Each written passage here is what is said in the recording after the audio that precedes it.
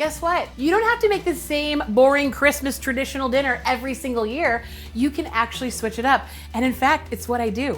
I try to make things that are a little bit different, a little bit fun, a little bit special, things that feel like a true gift. So settle in, because you, my little friends, are gonna be making Rustic Joyful Food 2025. And a big thank you to our sponsor, Albert Lee Appliance and Frigidaire, because they made all of this possible. We've got a gorgeous steak au pois, which is basically filet mignon that's fried in butter, and then we make this beautiful peppercorn cream sauce. We've got homemade French fries, because who doesn't want to stand over a pot of oil for Christmas? We have a beautiful dark chocolate raspberry tiramisu. We have cocktails. I mean, this menu, you guys, I feel like this might be my favorite Christmas menu of all time.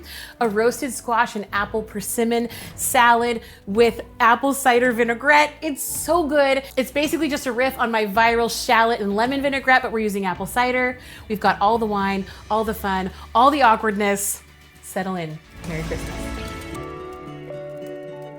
So one thing we're gonna do is make a great cocktail. This is my wine.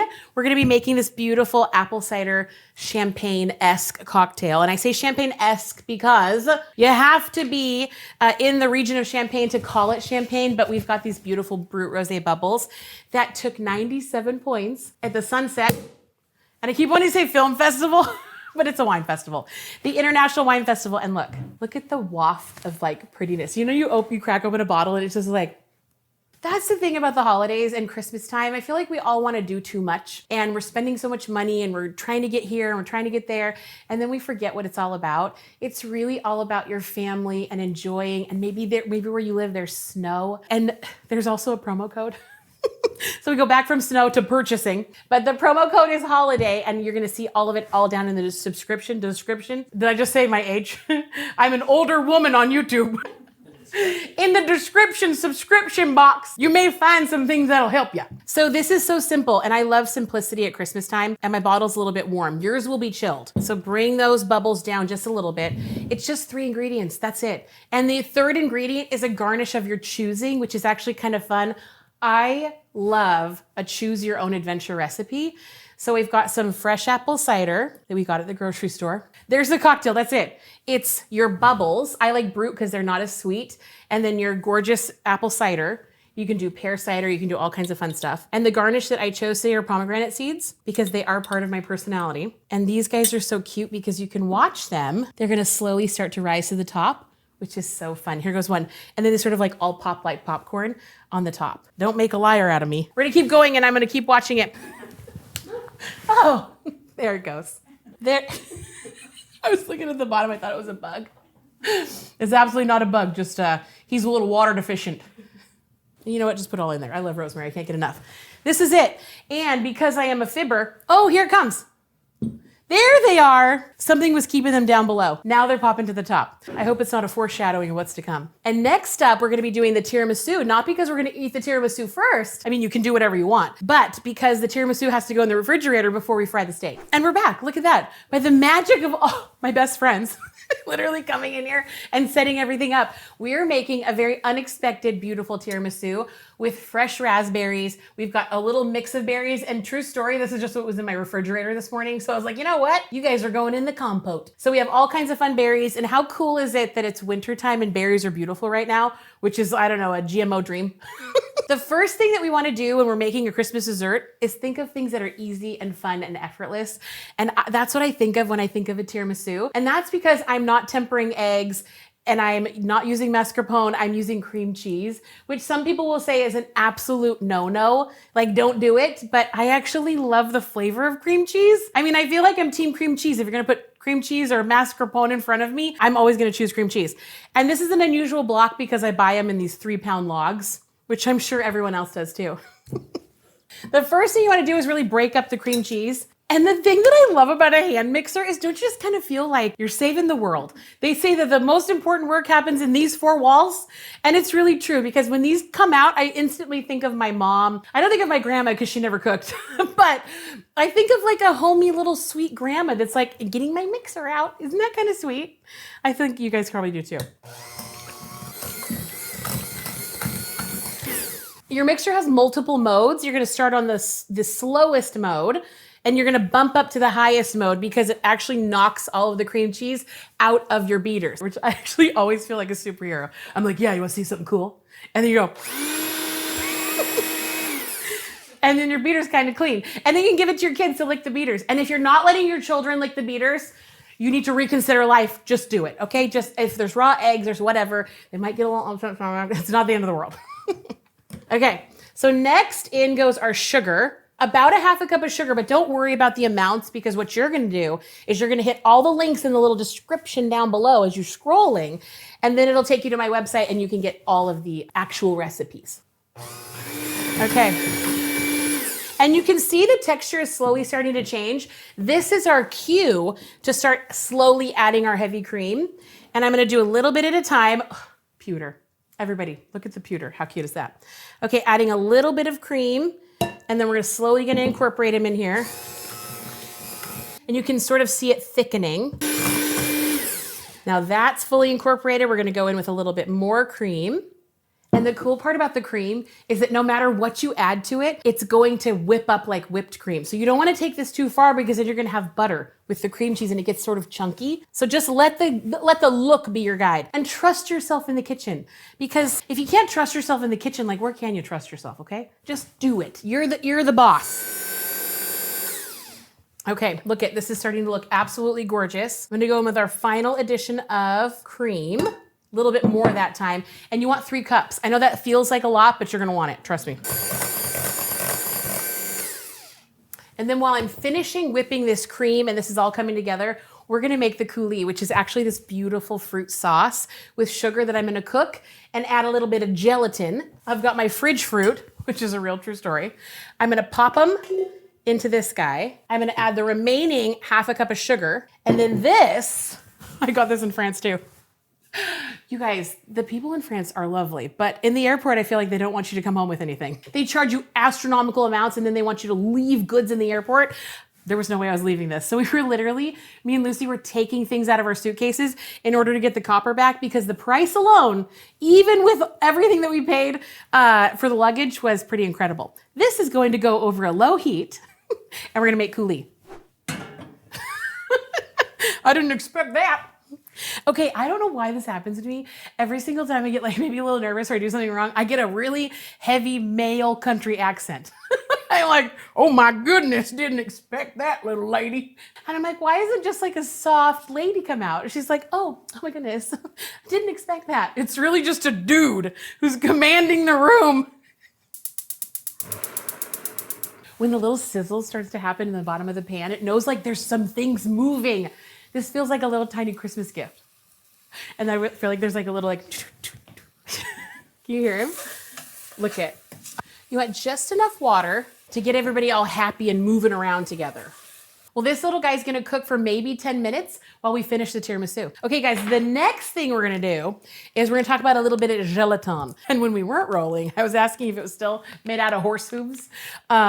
It's not, don't worry. But I actually did think that. Did anybody else think that gelatin was made out of horse hooves? We don't advocate eating horses, that's gross. But I think that old people may have. So you have hot water. We're pretending that this is hot because it's been out for a minute, but you wanna bloom your gelatin first. And we're gonna really quickly whisk. And what this does is it allows it prepares the gelatin to receive into this beautiful fruit mixture. Now you can do 2 things with this. We're gonna leave this fruit sort of like chunky and beautiful, but I don't want it to be watery and runny and run all over the dessert. So what we're doing is we're getting a little bit of help from our friend gelatin. So we're gonna add our gelatin into our fruit. Right now it's a compote, it's not a coulis, but I have a coulis on the other side to show you. And look at that, brings the bubbles down immediately. We want that to fully dissolve. And that's done. That's super simple and easy. And if you want to be a little bit bougie, you can pass it through a strainer, and I'll show you that. I'll actually talk about it when I go back over to finish the tiramisu. But this is all she wrote. Like, you're done right here. Let this cool to room temperature. Chilled is best, but room temperature is going to be great. You just don't want it to be boiling while you're layering with your cream and your little lady fingers. Okay, so our beautiful little fruit compote mixture of a coulis, he's resting. So now we're going to finish up this cream, and it's really important to scrape down the sides of your bowl. I know you hear people saying that all the time on every little cooking show that you watch, like scrape down the sides of your bowl. The reason that we're doing that is because we want to be getting rid of all the lumps and give it one last final mix. Okay. And this is what you want for Christmas time. You want simple and easy and elegant. I choose this, number one, because doesn't every child like dry cookies and coffee? But my kids actually really like this, which is fun. But you know what the thing about kids, and you think that they don't like things, what you really want is to make sure that you're introducing your kids to stuff. Even if they say I don't like it, you're like, you might change your mind.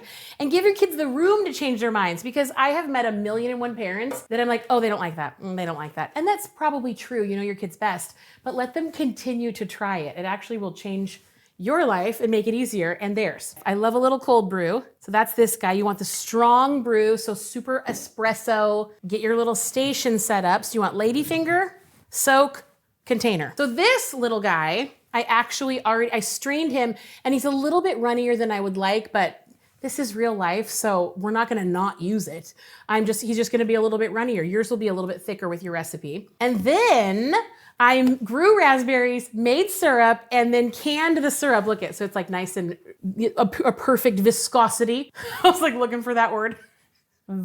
Viscosity. Do you guys ever do that? You ever do that? You're like looking for a word and you feel like it'll be perfect, and then you have to remember what it is, or you say something weird.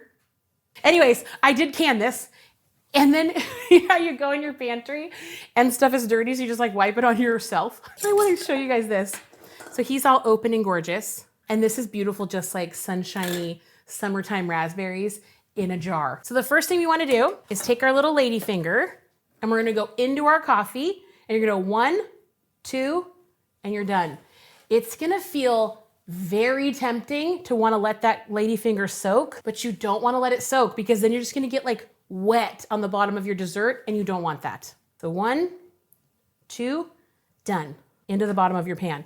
And a loaf pan is actually so cute for this. The recipe you'll be making makes a 9x13, but if you want to cut them in half, do a cute little loaf pan. And then go ahead and tell me down below what some of your favorite Christmas desserts, what your holiday desserts are. The comments are really fun. They do 2 things. I get to know you, and then it shows other people to watch the show. So make little comments, tell me what you love. Don't be rude. There's always some creeper down there that's like, that's not a ladyfinger. That's a piece of cake. Someone's always trying to tell me what I do is like totally wrong, but that's not the vibe around here. We just want to have fun and make delicious and beautiful, elegant food. We don't take it too seriously. Don't say rude stuff. I'll read it and then I'll giggle and I'll delete it and I'll block you. Next step, we're going to go in with our raspberry coulis, and you're going to put a layer of this beautiful sauce. And can you see the viscosity? Yeah. See the viscosity has changed a little bit. So he's nice and thick. It's not watery. That's what you don't want. And then we can throw a couple cute little raspberries in here just for a little surprise. Oh, you know what? I feel like I want cocoa powder on top of the chocolate. Just pretend. I just pretend. It's okay. This is the beautiful part about cooking. If you make a mistake or you're reading a recipe and it says, oh, you should do this, don't feel bad about yourself. Just do it how you would do it. Like, this is perfect. So we're going to scoop in here. This is actually like a little fry spider, but look it, it's got a mesh on there, and that's what I want. We're going to scoop in here. I'll smooth them out, and then I'll put a little bit more over there. So watch this. You want a nice, ooh. Don't go too crazy. You want a nice layer of chocolate. We're going to go in with a little bit more of our raspberry just to kind of soak up. Then a really pretty layer of cream. And these kind of desserts are perfect. They feed a crowd. You can make it the day before. It's beautiful. They're so delicious. Like, that's what you want. You want the food that you're making to be really good. And the greatest thing that I can ever do for you in writing a recipe is make you look good. That's what I want. I want tested, beautiful stuff so that when you make it, your family gets so excited and they're like, hey, I did that. And then you're the hero. It has nothing to do with me. I want you to be the one to make something so beautiful, and everybody to want you to bring that special thing to Christmas time. Like, that's it. Like, oh, my Auntie Sarah makes this, or my Uncle Jim makes this, or my Uncle Mike. Kendra's Uncle Mike makes all my recipes, and it's actually the sweetest thing in the whole world. But guess what? Those are Uncle Mike's recipes now. They don't have anything to do with me. And we want one more layer. So I'm going to finish this up. And then when we get back, I'm going to have a done one. So we're done with this. We're gonna end on this note. So I want some of our beautiful syrup right here with no seeds. And you might be confused, like, well, which one should I do? I did 3 different versions just so I could show you guys that you can absolutely do your own thing. If you are feeling like a little rustic and fun, I'm gonna have the recipe over here for this beautiful compote that we added the gelatin to. It's gonna be wonderful. If you're feeling a little extra bougie and you actually don't love the seeds, you're gonna take this beautiful compote, you're gonna run it through a mesh strainer, and you're going to get this beautiful syrup with the gelatin. That's gorgeous raspberry. This is what we would consider a coulis. And that's what I'm pouring over with all the chocolate. So watch this part. And then just because I'm extra, I kind of just wanted to show you that I made raspberry syrup with the seeds in it from my garden. You can do a frozen raspberry. You can do frozen fruit. You can get kind of crazy and do apple. Like, why not make apple syrup? Have you ever done that? I haven't. Okay, here, just a couple raspberries on the dessert. Perfect. And it's already cute. Like, I already just love the way that it looks. And I like to actually take the cream and put it all right in the middle. And then you can sort of get these really beautiful rustic swoops. So look at that. It's so pretty. Oh, I forgot the cocoa again. Just pretend that there was cocoa in it. Put everybody together. Look at that. And the cocoa does 2 things. Number 1, it's delicious. And then it hides all of your sins. Literally anything messy or like sagging, like I don't know why, but we've got like a dip over on this side. It really just helps. It hides stuff. So we're gonna fill them up over here. I promise I've used a spoon before. I'm working on that delivery. Okay, see, look at, perfect. And then we finish this little sweetie up with some beautiful cocoa powder. And this is what I'm talking about. It covers all of your sins, anything that didn't look pretty. Look at this. It looks so nice now. And then we're gonna decorate with our sweet little raspberries. And I think that this is so cute like this. Just little raspberries all over the top. And listen, if raspberries are $18 million, we know how that goes. Skip them. Do a different fruit. Use a frozen raspberry. Use a frozen cherry. And then also, you guys look at, these look like tiny little red Christmas trees. I didn't even think of that before, but look at how cute they look now. And then if we wanted to be extra, I mean, I haven't ever done this before, but why not take just a tiny bit of syrup? It's not syrup, but you know what I mean. And just put a little bit over the top so we get a little bit more of that prettiness. Isn't that so pretty? Look at that. That literally says Merry Christmas. If you brought this somewhere, you're like, oh, I just threw this together. And we haven't even gotten into the main event yet. We're about to fry some steaks and make this beautiful sauce. And like I said, hot pot of oil, French fries, it's all coming up. You guys, this has to be my very favorite part of the entire show. Number 1, because I love cocktails and I like tiramisu, but I like steak the most. And I had to put my hair up because we're getting into the hot pot of oil. Now I know what you're thinking. You're like, oh my gosh, I've never fried something. I've never deep fried something. How do we know what can happen? What can go wrong? Let me just tell you a couple of things. Everything can go wrong. Absolutely everything. But I trust you. I believe in you. I know that you can do this. And this is gonna make memories for your family. And we're just gonna go for it. So I've already got some cute little French fries hanging out in some water. Why do we put it in water? Because we want to get all this extra starch off of there. So these little guys are going to hang out in some water, and I'm going to show you how to cut a potato. We've got this giant little potato right here, size giant and little, and we're just going to go in and you're just going to peel him. I know everybody knows how to peel a potato. And I feel like I can remember the first time I fried something, and I want to keep this very, very simple and easy for you guys. There are multiple ways to do this where you blanch the potato in the oil, you soak the potato in the water. There's so many things to do. You boil the potato first. We're just going in for an extra crispy. And when you're doing an extra crispy fry, we're gonna cut out all those extra steps. So today, my friends, we're just trial by, okay. Grip your potato. Also, my brother was so funny one time because I say potato, but for a while I was saying potato, like, oh yeah, you guys want to have a baked potato bar? And I remember my brother texting me saying, when did it become potato for you? I was like, I don't know. Maybe it always should have been potato. And did you know on the outside of your little tool right here, you have this kind of scooper where you can scoop out the eye? Look at that. And then you don't have any extra. And nothing has to be perfect. You're not looking for an absolute clean potato. And we're gonna cut the cheek of the potato off. That's a little cheek.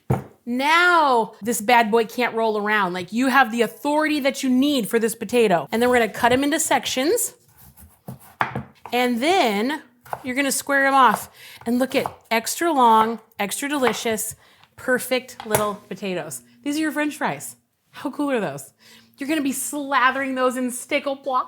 It's gonna be so good. Next up, the next thing we're gonna do, you want a dry kitchen towel and you want all of the water out of your fries because water and oil don't mix. So if you don't want a massive splattery mess, this is what you're gonna do. You wanna dry these French fries off. You rub them all around your towel. Hold them like a child. I mean, you don't have to hold them like a kid.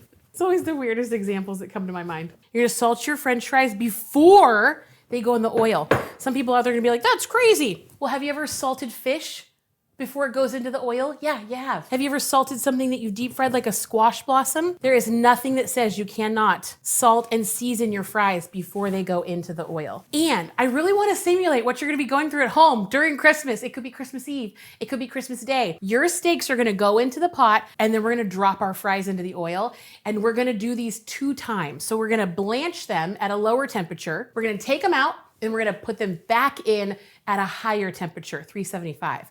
And trust me, it's gonna give you a little creamy, fluffy interior and a crisp exterior. Okay, one last thing. I know I already instructed you with your hobo satchel of potatoes, but we do need to season these steaks before we go over there. These are nice and dry, gorgeous filet mignons. And listen, I haven't trimmed up all the excess. I don't mind that. I think that it's absolutely fine. But if you're into fine dining, you can actually like trim them and tie them and make them beautiful. That doesn't work in my world, so we're not gonna do that. But what we are gonna do is take this coarse, beautiful black pepper, and what I started with was a whole peppercorn, and I literally just went down, actually, I'm lying to you. I made my husband do it because I was starting to sweat. So I was like, Mike, would you please grind the pepper because I'm getting sweaty. So we did this, and you want all that pepper nice and coarse, and you're gonna literally press this really coarse pepper into the meat. You want a lot. And you're gonna feel like, oh my gosh, that's a lot of pepper. It's meant to be a lot of pepper. This is steak au poivre, ladies and gentlemen, not steak tiny pois. You wanna press it all in, all sides, roll it all around. Okay, this piece is coming off a little bit. You don't want anything floppy boppy hanging off. And then we can actually just take this little piece and fry him up. And I choose something like this, like a tenderloin, because number one, it cooks quickly, it's tender, it's easy, and I feel like it's also something that is a little bit special for Christmas. You can use a sirloin, you can even do this with hamburger. I love a recipe that really transcends like every single bracket that you could think of cost-wise. We happen to invest in some gorgeous tenderloin, but you can do any sort of beef with this. It's really lovely. Next thing we're gonna do is head over to the skillet. Okay, you guys, I'm super excited. So we're just gonna do a little olive oil in the bottom of this pan, and this is what's gonna build this beautiful creamy peppercorn sauce. And we've got some really hot oil going over here. And I know that you might be nervous about frying, but just go with me here. So I wanna get my steaks dropped into my gorgeous olive oil. And we want, yeah, that's what you want to hear. You want a beautiful sizzle because this is what's going to create the base of your sauce. Now I have my satchel of potatoes. This is actually so cute. So now, look at that. Do you hear that? And don't be nervous. You don't want any splashing. So just, be good to it. People are like, oh, I'm not a professional chef. I'm not whatever. I'm not either, okay? I just play one on TV. We really want them dried off. You see how those are going in better? That's much nicer. That's making me much happier. And because this is the blanch fry, I'm not worried about crowding the pan. Now your steak will release when he's ready. This little guy is ready. Look at the crust. Do you see that crust that's forming? I'm gonna flip him over on that side. If your steak doesn't lift, he's not ready. See this? That came up with these. See this? He's not ready. Set a little timer, 5 minutes, and then you're gonna remove them and put them all onto this. And when I say this, you should have a little thing like this set up. It's gonna be paper towels. You can do a little cookie cooling rack on top of it if you like to. But what I wanna do is get a lot of that excess oil. So what I'm doing is I lined a baking sheet like this. And then when these guys are ready to come out, in a minute or two, that will be the first fry. So we were going back and forth for the menu for this episode, and I was thinking we would do like a cheddar gratin or some creamy potato or a mashed potato. But if you go to France, steak au poivre is literally served in all of the bistros with a side of French fries. And so you drag the French fries through this creamy, peppery sauce. And then I thought, oh, are people gonna want French fries on Christmas? And I'm like, yeah, people eat Chinese food on Christmas and tamales and lasagna and all kinds of fun stuff. Why not make a fun little French tradition for in your little American home? These are ready to come out for their first fry. They feel nice and blanched. So like I said, don't be scared.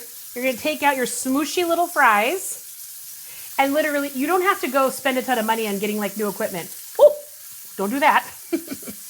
We don't want splatters around hot flame, okay?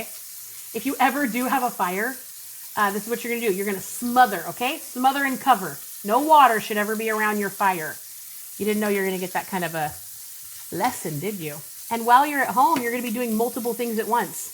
And your Uncle John's gonna be in the corner having one too many bourbons. And there's gonna be so much going on. And just let them cool and kind of sit. Now let's go ahead and take a peek at our steak. And because these fillets are so thick, we're literally just round around the whole pan. Like, don't be afraid. A lot of people think, oh gosh, there's only 2 sides. I'm sorry, there's like 8 sides. So a lot of people think that when you're searing your steak off, it has to be like the surface of the sun. I actually think if you have a thick enough steak, moving it around like side to side to side. Jamie Oliver did teach this to me, so I didn't come up with it on my own. It gives you all of this beautiful round crust. And then the residual heat from the high side, this is me, actually is cooking the center interior of your steak. So you don't have to worry about finishing them in the oven. You can if you want to. And now at this point, I'm gonna put some butter in because I want to start basting these little guys. Pop a little half a stick of butter in here. With some rosemary in here. That's gonna flavor that beautiful butter. So I've got my big spoon, and you want to start basting your steaks, bathing them in that butter. Look at that. And then move everybody into that pool of butter. It's gorgeous. We're gonna add our French fries. You see how they're kind of, I don't know, flimsy? That's okay. They're gonna get really nice and beautiful. So that means the inside is gonna be nice and fluffy, and then we're going to fry these guys until they're beautiful and crisp and tender on the crisp on the outside, tender on the inside. Let's get on over here and check our steaks. These are beautiful. The steaks are ready to come out. This butter and steak juice is so gorgeous. This is what we're gonna be making our sauce out of, but I don't want it to get any darker and burn. So let's go ahead and remove our steaks. We're also gonna remove that rosemary. If you like your steak very rare, these are perfect, but I do think that I'm gonna finish these guys in the oven for maybe 3 or 4 minutes. These are perfect crusty on the outside, but they actually need to be cooked in the center just a tiny bit more. So these guys need a little bit more time, but it's time to take them off because the sauce is ready to make. Next up, we're adding more black pepper to our sauce. Look at that. We want at least another half a teaspoon of this beautiful coarse black pepper. So in goes all of our shallots. You wanna hear that beautiful little crisp. And then we wanna deglaze the wine with something. So let me go find a little whiskey or something fun. The man of the house has a little Knob Creek. Not that it's sponsored, but we wanna deglaze with a touch of this guy. Look at that. Probably 1 ounce. You want at least 1 ounce. And you want to move all of these beautiful bits off the bottom of the pan. We're going to go ahead and season a little bit with a little bit of salt. And you know what? It's not traditional, but I am going to put a little bit of Dijon in here because I like that flavor. So we want just a little bit of Dijon. And if you think you're not a Dijon fan, you are in a sauce because it mellows out. Let me hang over this hot pot of oil. Now I probably have 2.5 cups of cream in here. I want that to go in. Look at that. That was about 2 cups. And this is the thing, you can always add more. It's more difficult to correct if you need to take away. And now we're gonna let this reduce. This will take about 3 or 4 minutes to start to reduce and thicken. You want it to simmer all around the outside. Okay, and our fries are just starting to get golden. You're gonna let them hang out and do their thing. And this just feels like pour yourself a glass of wine. Hang on a second. It could be French for water, a red blend. There's actually only about 80 cases left of this guy, then he's gone forever. So you're gonna wanna order him in the little thing below, the description. I'll have it there. So we used russet potatoes, and sometimes the russets actually don't get that brown. So don't be nervous, depending on what type of potato you're using. Your russets may not get as brown as you'd like, but we want these are perfectly cooked. We're pulling all of our cute little French fries out. They're crispy on the outside and sort of chewy and tender, fluffy on the inside. And then get every little bit out. And you want to season these guys right as they come out of the oil so that the salt has something to stick to. So be generous with your salt. And this is it. This is so fun. We're ready to make our salad and plate our dinner. A little fairy put down our beautiful sauce, and we made a plethora of sauce. You guys look how pretty this is. It's so gorgeous. This would also be beautiful run through some pasta. I wanted enough for all 4 steaks and our French fries. So this is wonderful. So now we're ready to plate. And I love rustic, family style. Everybody, you know, coming on up to the stove or the countertop, wherever you have it, or you can do this really pretty and serve everybody. So before we get started, I've got my spoon. I want to pour myself a little red wine because I worked so hard and you want a little red wine too. This blend is so good. Happy birthday, Jesus. So we want a good amount of sauce.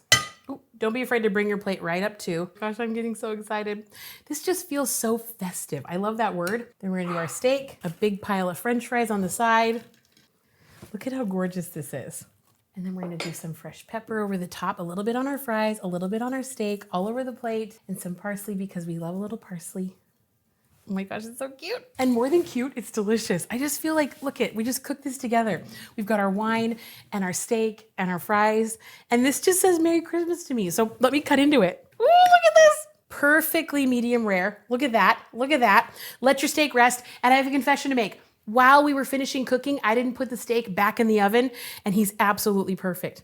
So we're gonna switch over, run him through the sauce. This is so good. Don't buy me a Christmas gift. Fry me a steak and a load of pepper. This is so wonderful. Oh my gosh. And now we need our big, gorgeous salad on the same plate. You can have a salad bowl on the side, but we need that acidy, delicious salad to finish this up, and it's perfection. So let's get that started before I just devour the whole plate. So here's the salad. I know we finished the steak. We've done everything else, kind of made it out of order, but I do think that when you have something creamy and rich and decadent, you have to have something loaded with acid that sort of balances everything out. And I'm such a salad lady. And it just feels very Christmassy to me. Again, pomegranates. And I'm gonna make my very simple shallot vinaigrette. This, I think, shows up in all the books. I mean, every time I'm writing a book, this little guy is in here. We already have some chopped shallot, so we're gonna make our dressing in the bottom of this cute little bowl. And we want some emulsification. So we want a little bit of Dijon mustard. And every time I'm making a menu, I wanna use similar ingredients throughout every phase of the recipe if I can. So we've got Dijon in our sauce. We've got apple cider in, oh, we need some apple cider, lady. Give me a little half a cup of apple cider. Sorry. This is actually so good. That's why I took a big sip. It's so tasty. I also feel like I don't have permission to drink apple cider. Like, I'm not 4. Do you remember in the 80s and 90s when it was like, feed your kids apple juice? If they're not eating apple juice, they're not healthy. Only like elder millennials will know. We don't do it anymore, but I lost my train of thought. We're good. I'm doing good. I'm doing good. We're gonna add a little bit of our apple cider. So we're gonna mix this up. You can do white distilled vinegar. You can do balsamic. We wanna sweeten it with honey. And I love this. I don't know about you guys, but like picking up honey out of any sort of container should just make you happy. Oh, here comes a little biscuit dog. You can't see him, but you might be able to hear him. He's trying to get to his bowl. You should show him. Oh, it's a biscuit. This is Lucy. This is my Paris buddy. Yeah. This is also Lucy's house. Okay, a little bit of pepper, a little bit of salt. Already looking so gorgeous. And we want a little bit of lemon juice too. And I like to just use a fork. This is literally all she wrote. And now we're gonna add a whole bunch of olive oil. Now there's no vinegar in this guy, so we're gonna call him a citronette. And we wanna add at least a cup of olive oil. The more olive oil you add, the more tempered it's gonna be. I want a little bit more pepper too, I can already tell. If you watch as I'm stirring, do you see how it's getting thick? The acid is interacting, don't ask me how. It's some sort of molecular, crazy scientific thing that's going on. It's emulsifying that juice, that really liquidy juice with that oil, and that's what's turning into your beautiful dressing. And I always love to add a cooked element to a fresh salad. So we have some roasted squash, and we're also gonna take our greens. Look at this. So I've got some baby red leaf lettuce already straight out of the carton, baby spinach pre-washed and spun. I also have some little apples that we've got in cute little batons. And then we have some persimmon. So we're gonna layer everybody all over the top. And I'm gonna show you, look at more. So we have a cute little delicata squash. I like these guys because you can eat the skin and they just feel really low maintenance. So get on in here, cut them in half, cut them in half again. Boom. You want to scrape out the seeds into a bowl. You can keep these guys and roast them. The delicata squash seeds are actually really delicious. Let me move them over so you guys can see. Look at that. It's perfect. I just want to do, boom, little cute quarters, or you can literally just roast them in a half moon too. And then we're just gonna put these on a cute little pan with olive oil, roast them for about 20, 25 minutes. You don't wanna roast them too long because they'll get too dark. as I'm about to show you. Let me grab these guys. I'm gonna grab the pan that we've already roasted in the oven. You guys, this show is absolutely like real life. Is there any time you've been cooking something where it turned out how you didn't want it to? Enter squash. So as you're filming a show, as one does, you get distracted.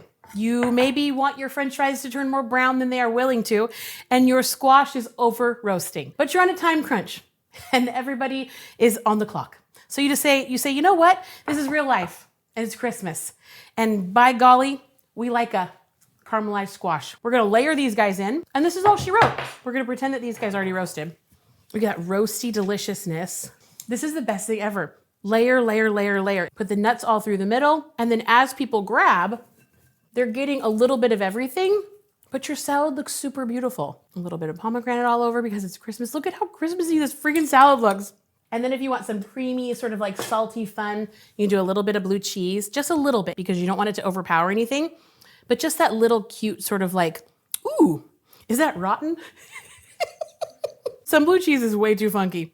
And then we just layer this beautiful dressing all over the top. You don't want to overdress. You can always serve some dressing on the side, but look at how beautiful this is. It's like roasted squash and pecans. I just feel so proud of this salad, like he could win an award. If that doesn't say Christmas, I don't know what does. You guys, thank you so much. That was so much fun.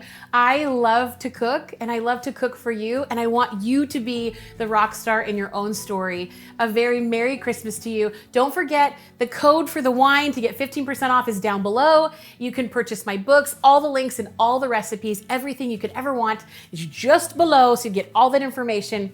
But don't forget to enjoy the moment. Christmas is fleeting. The time that we have together is fleeting. Don't do too much. Don't spend too much. The things that really matter are the people that you love and you. So a big thank you to Albert Lee Appliance and Frigidaire for making all of this possible. You guys have a very Merry Christmas.